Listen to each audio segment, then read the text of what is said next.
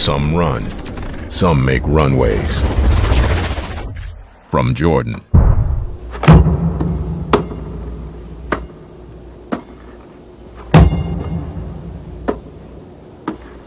In 1985, Nike created a revolutionary new basketball shoe. A month later, the NBA threw them out of the game. Fortunately, the rules have changed. Defiance returns.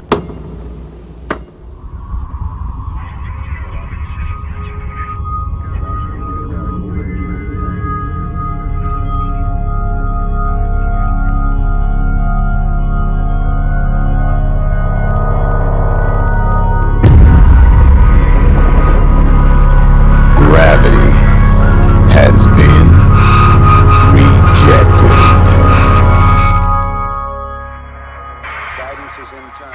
From Jordan.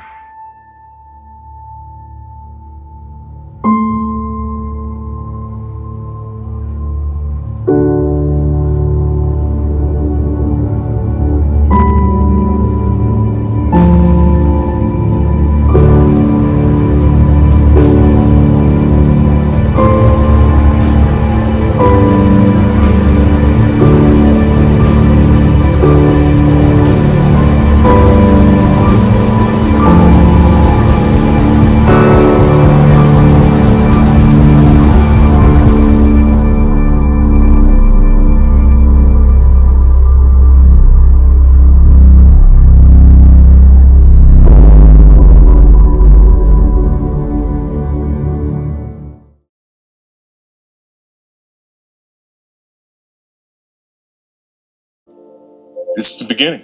You know, it is a unfiltered story that's lasted 31 years.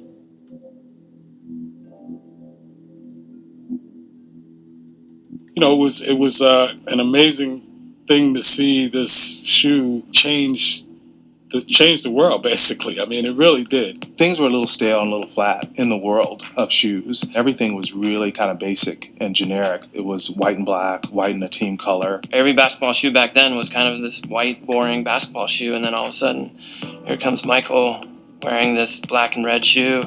Then to come out with something that actually stood for something more than just what the normal kid was doing. Nike, this Air thing is pretty big, and hey, then there's this new guy, Jordan, Air Jordan. You know what, that kind of has a little ring to it. There were certain teams that you looked forward to coming into play because you wanted to see this new kid who was creating all this excitement. That was kind of my first time seeing Michael play and seeing the shoes actually on the court. The shoe represented that spirit that he brought on the basketball court by being so different. Michael kind of threw the rules out on how you were supposed to play the game, and the shoe kind of threw the rules out on what a basketball shoe was supposed to be. And to have the opportunity to wear something that said, I'm cool, I have style, I care about fashion, and my game is better than yours, this was something that shoe said without you having to say it out loud. I think everybody across the world relate to it more. Now people kind of see the greatness of the shoe and see why it was so important, especially back in the day. I know now that it was kind of the first shoe that started the whole sneaker movement. In 1985, Nike created a revolutionary new basketball shoe. A month later, the NBA threw them out of the game. The turning point was when the NBA banned his shoes. The colors were controversial, and the NBA had a rule about everybody's shoes had to match in color. He started getting fined. And it was very, very untraditional. So untraditional that the NBA said, you know what, that's just not going to work. You know, as a kid who's 12 years old at the time, having someone say, this is important enough for me that I'm going to take the fine to be able to do it because it's authentic, really meant a lot to me. I think it's like a young kid when your parents say you can't do something and they want to do it. You know, I felt like I wanted to be different. And it was around that time Nike stood on this kind of rebellious behavior. And so here it is, the NBA can ban it, but they can't stop you from getting it. I try to find ways, obviously, to kind of break a few barriers myself, be rebellious, but I think the one was a shoe that started that. The league came back saying, well, if you wear them again, you're going to get a fine, $5,000. So now, obviously, I didn't have $5,000 to be given to anybody at that stage of my career. So when I notified my agent of that, they once again called Nike. Nike said, well, we'll pay $5,000 a game for the rest of the year because it was starting to get a little bit more hyped about it. Certainly there was this desire to sort of break out of a box, almost force the NBA to become a little more progressive. People who weren't even into basketball, they heard about this shoe. It just became this catalyst for where things are today with sneakers. That was the start of it.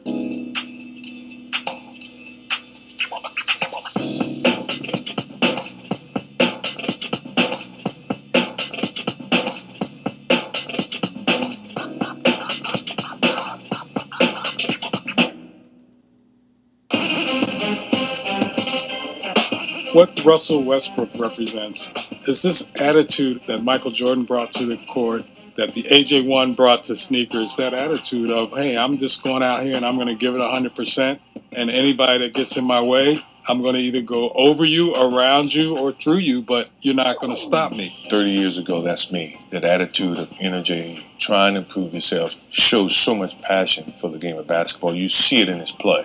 You can tell that he loves the game. He plays with energy, with the flair. That is exactly what this brand illustrates. Just as important as any of those things is his attention to style. Russell has a spirit of fashion that not a lot of players or people possess. If you play good, you got to look good. People get a chance to see me in a different light and not just, so aggressive and so focused on basketball floor. He is his own person, his own player. They don't dress the same at all, and they don't look alike. But there's just something about the fact that they're both not afraid to be different and be unique and to be kind of leading edge in their own way. And that makes them alike. That's just Russell. He expresses himself the way he wants to without concern for what somebody else is going to think about it. He epitomizes what we want in terms of this shoe. The attitude that he brings to the basketball court, the attitude that he brings off the basketball court, the AJ31 fits right in perfectly with that, and I think he's the right guy to drive that shoe for us. For us to be able to work with both Michael and Russell on product like this and bring it to life means that we have to take the litmus test of, does this shoe pass all of the things that they, from a style standpoint and from an innovation and performance standpoint, ask us to measure up to. First and foremost, the inspiration starts with the 1 and moving to the 31. I think the spirit that these shoes represent it's just this feeling.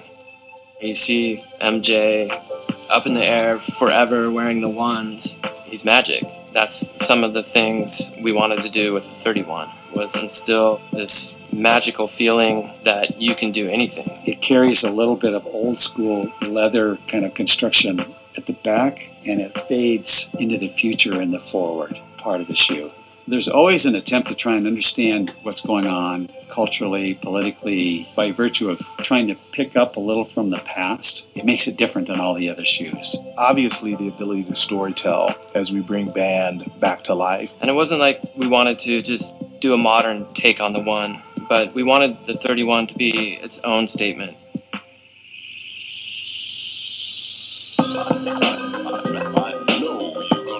The thing that makes this one different is we decided to use a full-length zoom bag. We really wanted to focus on propulsion in the forefoot. So when you're coming down, you're engaging the flight speed with the zoom bag. But in the heel, we wanted to focus on cushioning and comfort. The Nike and the Jumpman kind of mix, and it'd be different. I think the shoe world I haven't seen in a while, obviously since MJ. What I wanted the 31 to be was as close to this in terms of being original, with a few modifications in terms of elevation and technology. The 1 was all leather, so we decided, well, it'd be pretty magical if we could get the woven material to blend seamlessly into the leather material.